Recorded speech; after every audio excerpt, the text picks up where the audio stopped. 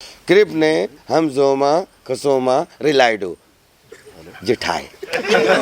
क्रिप ने हम जोमा खसोमा रिलाइडो जिठाए। क्रिप ने हम जोमा खसोमा रिलाइडो जिठाए। नहाए।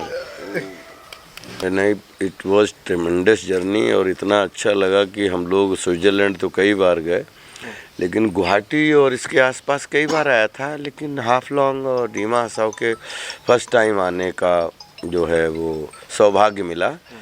और मैं अपने गुल्डी भाई से और अपने साथियों से यही बोल रहा था, क्योंकि he is a local star, everybody loves him.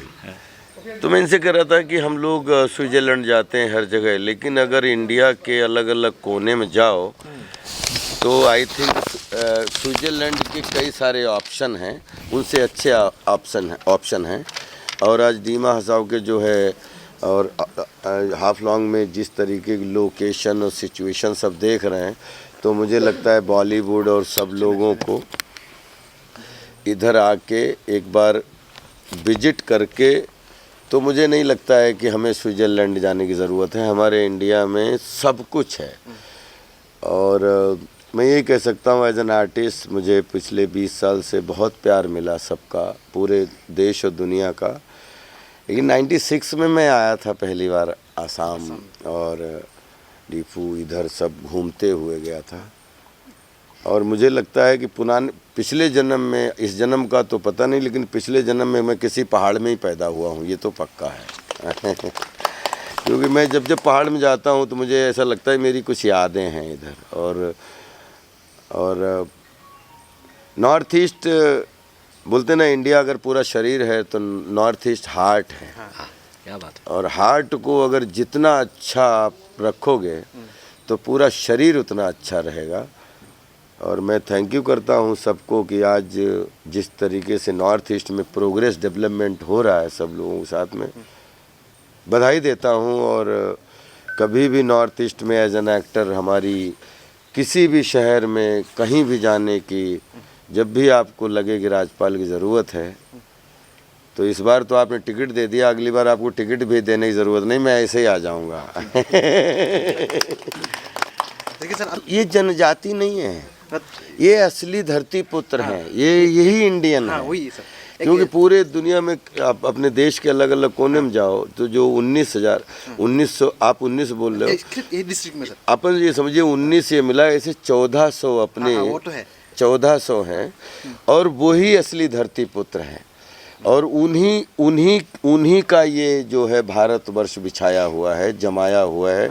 जल, जंगल, ज़मीन, पर्यावरण, पर्यटन से लेके जो भी है, मैं इन सब जनजातियों को तहे दिल से प्रणाम करता हूँ। और मैं भी इन्हीं जनजातियों का ही हूँ, क्योंकि मैं काश्यप गोत्र का हूँ और यादव हूँ। और यादव जो होते हैं वो ज़्यादातर आदिवासियों से ही रिलेटेड हैं। तो अभी मैं यूपी का हूँ, तो अब चूँकि हम कलाकार हैं, हम जिस किचन में जाते हैं वो मेरा अपना किचन होता है। क्योंकि हमारा रिश्ता जो है बच्चे से लेके बूढ़े तक सबसे अलग, क्योंकि बच्चा भी हमें प्यार करता है, बूढ़ा भी हमें प्यार करता है और जवान भी हमें प्यार करता है। तो हमारा जो रिश्ता है कि आपका बच्चा है, आप मीडिया से, आपसे हमारा कनेक्शन है, लेकिन आपके बच्चे से हमारा अलग कनेक्शन है, क्योंकि उसमें कोई स्वार्थ नहीं है। यहाँ पे एक दूसरे को इंटरव्यू दे के या एक दूसरे को एज एन एक्टर हम भले, लेकिन जो बच्चे होते हैं उनमें कोई स्वार्थ नहीं होता है। मैं उस रिश्ते को बहुत प्यार करता हूँ। मुझे लगता है दीमा हसाओ को इतने बैनर पोस्टर बन जाने चाहिए कि स्विट्ज़रलैंड तक पहुँचने चाहिए।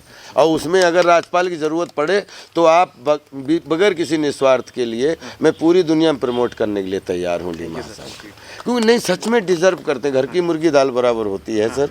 और जो हमें आसानी से मिलता है हम उसकी इज़्ज़त नहीं करते हैं, लेकिन जब हम 3000 किलोमीटर दूर जाते हैं तो जो बहुत मुश्किल से चीज़ देखने को मिलती है तो ऐसा लगता है ये बहुत महान है, लेकिन जो बहुत आसानी से मिलती है उसको हमें महान नहीं लगती है।